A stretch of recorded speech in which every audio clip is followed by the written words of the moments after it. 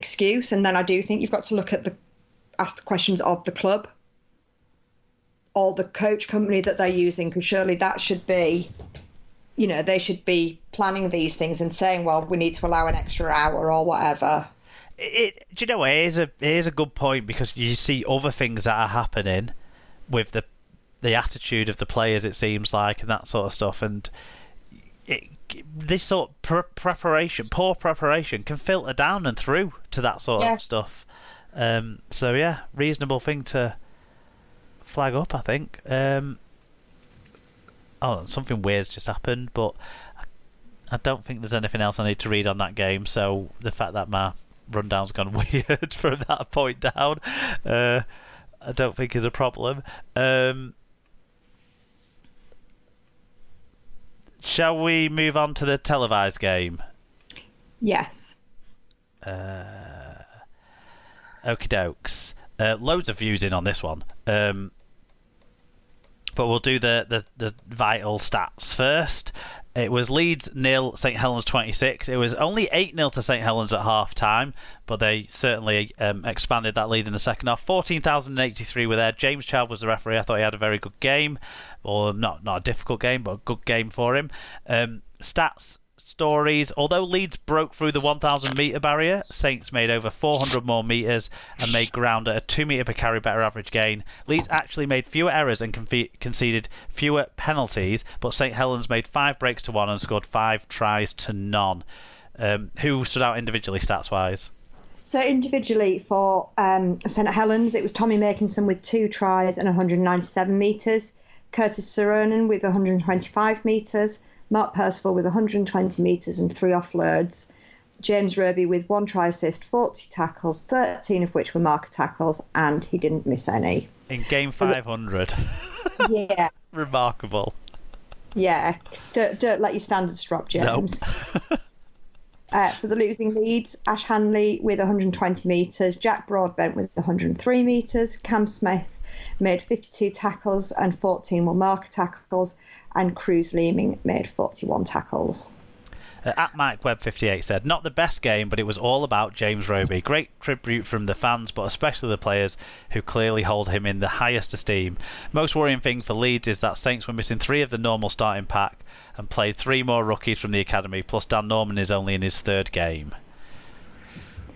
Always in our shadow said 500 up for Roby, hell of achievement. If he could play this Leeds every week, we could get 500 more. Leeds totally devoid of ideas. Hashtag couldn't score in a brothel. Hashtag lucky to get nil. Bruiser664 said, please, for the love of God, that must be the last televised Leeds match. Well, you're not on this weekend, if that helps. And Dr. Bob Phillips said, better defence, crap on an inspired attack. Leeds need to find a leader or 3 quickly with the confidence to pile on the pressure and wait. Saints, they're cruising gently to the crushing win. At least they didn't drop a 1-pointer with 2 to go. Frode Nass at Official Frode said, watching online in Norway, St Helens cruises through Leeds in 2nd gear, window rolled down and nodding to the beat. Leeds had an okay 30 minutes, but never in danger of scoring a try. This is why they could go down, a lack of stamina. Lomax was outstanding, and what can you say about Roby? Looks like he can do 500 more. I'm so glad I get to watch him live on Good Friday, my first visit to England. Oh, that's awesome. Yep. John Hamilton said, thought Saints lost to the worst teams. Defence was pretty tight for about an hour, but outside of a Hanley intercept, there didn't seem to be any attacking idea or anyone to try and form a plan. JJB says the right things in interviews, but that's the easy part. Still, more people enjoy Leeds being shit than Saints winning everything, so really we're doing it for the growth of the game. Matt Speakman said it's definitely been an improvement for Leeds, but they had 0 cutting edge when they were presented with opportunities to score. Saints were coasting most of this game because they could. All the defending Leeds did at the beginning of the game came back to hurt them as Saints stretched their lead. They remain the gold standard, unfortunately. Big congrats to Roby for 500 quality games.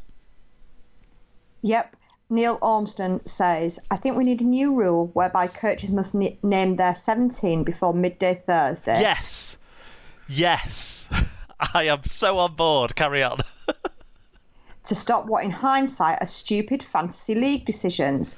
This is mainly aimed at Wolf, aka the clapping chimp, as I can now add not playing Walmsley to his charge sheet of things that annoy me, as well as how he claps and the facts he's made Saints so bloody good. Yes, full on agree. That fucked my fantasy team as well, Walmsley not getting picked. Having defended the RFL's clampdown early in the year, I'm now super confused. One meeting with the coaches and it seems the dinosaurs have survived the meteor impact. It made sense to me when all contact with the head was carded, but how's a player like James 2 headshots in a minute Bentley going to be forced to change his behaviour now? It's bizarre and gives credence to those who said it would only last 5 weeks. What I would say is, in these games this weekend, it did look and feel more like in years gone by, didn't it? Because there was, I think one of Partington's looked bad from the stands, but actually on the TV replays you could see that he'd hit the arm, then the shoulder, then the ball, and then the head. So there was, the impact had been lessened, and it wasn't like it just swung over the top. It came up, and I think there was a couple similar in this game that were like that. That always have been kind of, it's just a penalty because it wasn't direct to the head kind of thing. But earlier this year, some of them have seen yellow cards. So that meeting with the coaches has changed things, hasn't it? Yeah. St David said the best bar and beer at Headingley and the view of the cricket pitch may have gone. The away end may still be uncovered, but at least this Leeds team are accommodating. The champions won this in second gear. The D is back in good order. Young lads did well. Dodd scored a beauty. Onwards. Yep. So you were out, so you didn't see this one live. No, I've just seen the tries. Well, what you won't have seen then is actually the physical effort was there from Leeds, but they had no ability to create or challenge Saints' defence at all, and Saints did execute better. It's that simple. It was close on the scoreboard, and physically it felt quite close as well, other than Oledsky getting a bit hurt and playing on hurt, which credit to him for that, for bravery and stuff, but it kind of lessened his impact as the game went on. They were actually even for 50 minutes or so, I thought, in the game, and then Makinson scored that breakaway try, which you'll have seen, which summed up how the game was and finished the game off as a contest, really. What happened is Leeds had to do something to try and create something, but they had to do something that was never on at all to even threaten to make a break, not to actually make a break and score a try, but to even come close to suggesting they might make a break. They had to try something that wasn't on, but then it was St Helens that ended up scoring from it anyway. Yeah, that's bad, isn't it? And then Saints followed that up pretty much straight away with a really well-made try that ended up with Dodd scoring. The young kid on the wing was involved in it. The ball came flowing out to the left, and then the pass back inside, and that put an exclamation on things. Probably the best all-around piece of play in the game. And then the icing on the cake was the best bit of individual play in the game, and that was Johnny Lomax's chip over the top that finished the scoring. He had a very strong game. He was really good. They were talking on Sky kind of like, why has he got man of the match when it should be Roby? But really, Lomax was the best player on the pitch in that game, and a good run out for some young Saints players as well, which is really annoying because you want to see them. You want to see Saints have some sort of weakness in their armoury, and to an extent, without Walmsley, there is weakness there, but they were able to overcome it because this was not a good side that they played against. I mean, I think that's the thing we're saying time and time again, isn't it, about playing Leeds? They're just not a good side. No, they didn't have Caesar in this game, so Sutcliffe played in the halves, and he didn't create or anything. There was a couple of moments where it looked like Austin was starting to get a hold of the side, but then an error had followed pretty quickly after, and it was all done and dusted again from that point of view. It just wasn't good. With the ball, it was so uninspiring. So, I mean, not even tepid. It was just cold and miserable with the ball. Yeah. So all in all, I did well to be out. Yes, I think you did. One thing that you will have missed, though, is they did at the end of the game, there's a big thing with Roby getting photos taken in front of the fans with all the players around him, and all the team was singing his song and all that sort of stuff, which was all nice and stuff. And then Sky managed to drag him up to the box as well after the game and spoke to him for a good 15-20 minutes or so.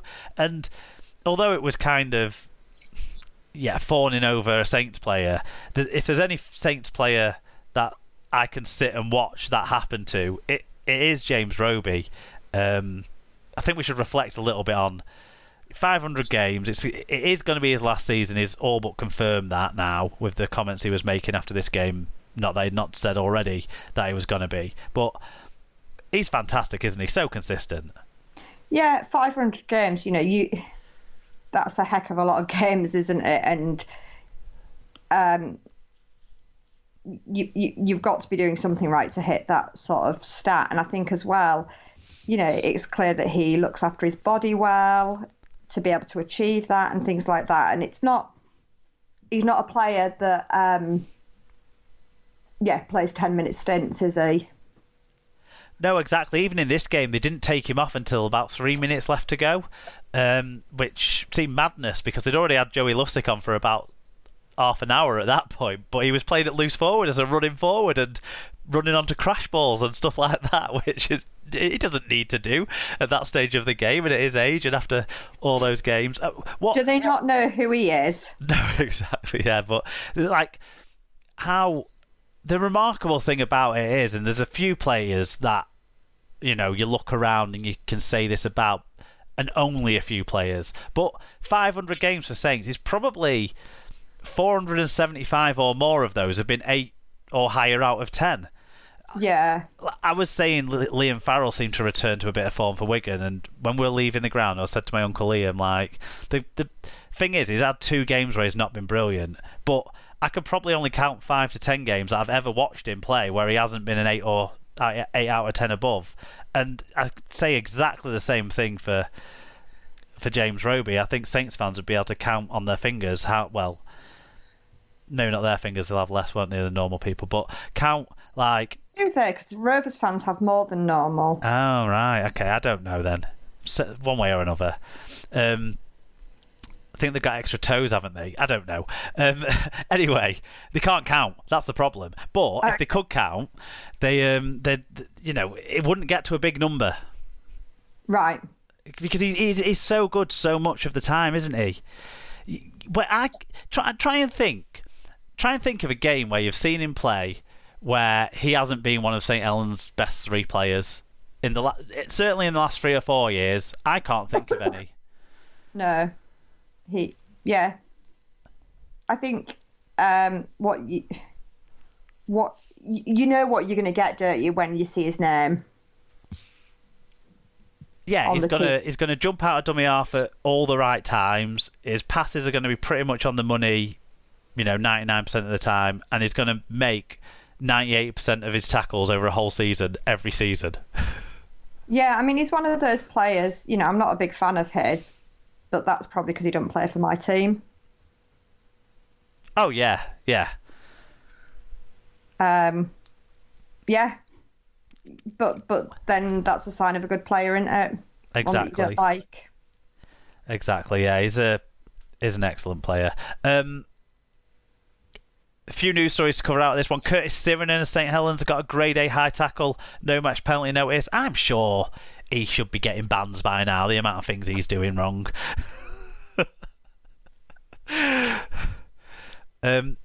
Harry Newman ruled out for up to 12 weeks after undergoing hamstring surgery. That's not good news for the young centre in a World Cup year as well. It's going to be a struggle for him probably to get fully fly in to be in that World Cup squad, sadly.